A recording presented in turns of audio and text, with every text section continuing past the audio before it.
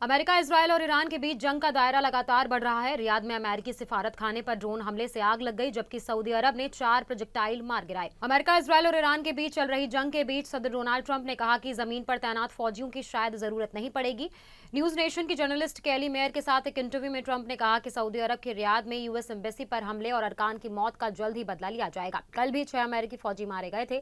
Trump का यह बयान उनके पहले वाले दावे से अलग है। ईरान पर शनिचर को हमला करने के बाद ट्रंप ने न्यूयॉर्क पोस्ट से कहा था कि हर सदर कहता है जमीन पर कोई फौजी नहीं होगा। मैं ऐसा नहीं कहता, मैं कहता हूं शायद उनकी जरूरत नहीं है। ईरान, इजरायल और यूनाइटेड स्टेट्स के बीच जंग तेजी से बढ़ी है, जिसमें तेहरान के सपोर्ट वाले मिलिशिया भी शामिल हो गए और पूरे मिडिल ईस्ट में हमलों का दायरा बढ़ गया।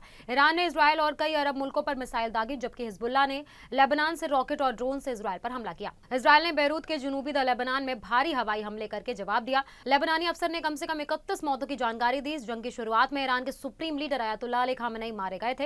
ईरानी अफसरान का कहना है कि कैंपेन शुरू होने के बाद से सैकड़ों लोग मारे गए हैं। ईरानी रेड क्रिसेंट ने 131 शहरों में कम से कम 555 मौतों की खबर दी है। जंग के बीच तेहरान ने अपना रुख और सख्त कर लिया है। सीनियर अफसर अली लारिजानी ने कहा है कि प्रेसिडेंट डोनाल्ड ट्रंप के इशारों के बावजूद वॉशिंगटन बातचीत के लिए तैयार है। ईरान अमेरिका के साथ बातचीत नहीं करेगा।